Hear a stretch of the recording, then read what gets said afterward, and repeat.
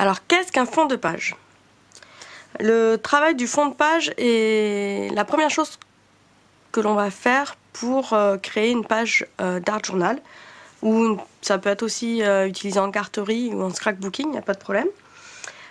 Donc c'est d'apporter soit de la couleur, soit du relief, de la texture à juste une page blanche.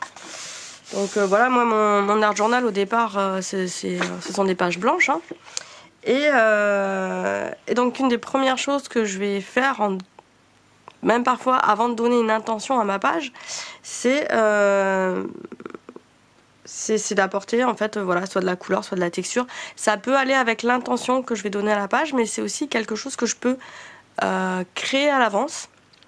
Et après que je vais enrichir justement avec une intention, une thématique, quelque chose de divers.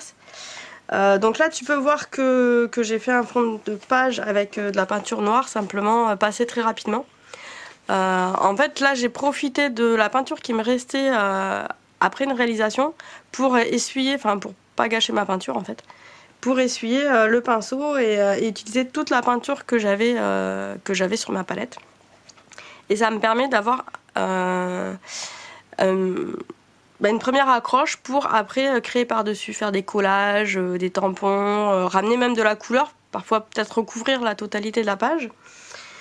Et comme ça, arriver étape par étape à créer une page de plus en plus complexe, de plus en plus riche. Donc le fond de page, le travail du fond de page, c'est vraiment la toute première étape pour créer dans son art journal en fait. Là tu peux voir par exemple une autre page où en fait en dessous, alors là ça se voit pas forcément bien par transparence, mais là en fait il y avait de l'encre, donc j'avais de l'encre de couleur sur le coup très différente et très contrastée, et donc on voit un petit peu les traces de ce que j'avais pu faire. Donc là voilà pour essuyer le pinceau. Là c'était un tampon en fait où il me restait encore un peu d'encre dessus, donc mais pas complètement, donc ça fait un effet un peu usé. Donc à la place de directement nettoyer mon tampon avec un chiffon, hop, je le retamponne une dernière fois et ça me fait un fond de page prête à l'emploi en fait pour une future page, un futur projet. Pour le moment je ne sais pas ce que je vais mettre dessus. Alors ça peut prendre aussi la forme là tu vois de quelques petites fleurs en aquarelle. Voilà, donc là c'est un livre altéré, c'est un dictionnaire au départ. Et donc j'ai des pages un peu plus complexes. Là j'ai un autre fond de page, une page noire. Pareil quand il me reste de la peinture noire. Voilà, là c'est une page qui a abouti au bout d'un moment à force de remettre de la couleur par-dessus. En général j'aime bien essuyer mes pinceaux dans mon livre altéré. Donc il y a quelques pages comme ça quand je cherche un peu qui se baladent. Qui sont à finir. Voilà, là j'ai un fond de peinture blanche. Pareil, encore un peu de noir. J'ai un peu du mal à doser mon blanc et mon noir.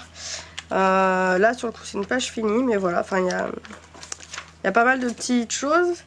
Là pareil quand j'ai du... Alors là sur le coup c'est plus des tampons qui ont été humidifiés. On retrouve souvent le même motif d'ailleurs. Je l'aime bien. Là c'est un peu des essais de couleurs, mais j'ai conservé la page en me disant ça peut faire un très bon fond de page également. Voilà, des tampons, donc les fonds de page, il y a plein de façons de les travailler.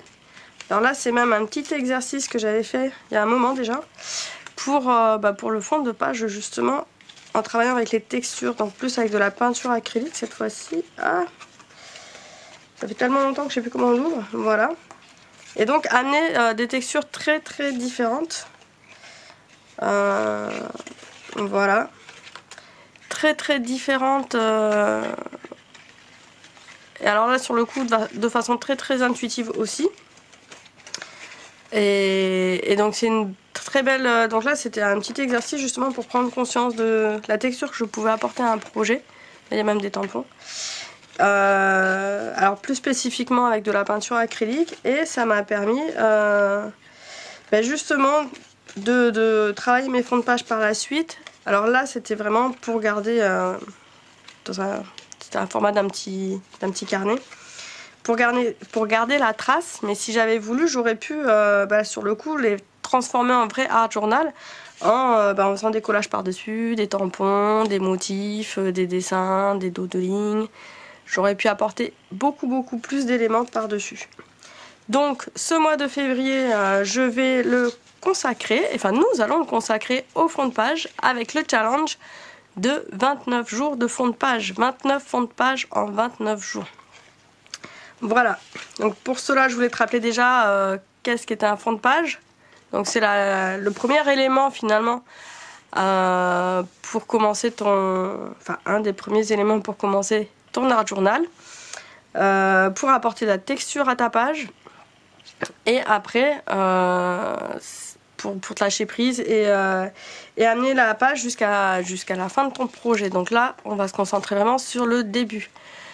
Si tu ne savais pas par où commencer un art journal, comment le commencer, et ben ce mois est pour toi.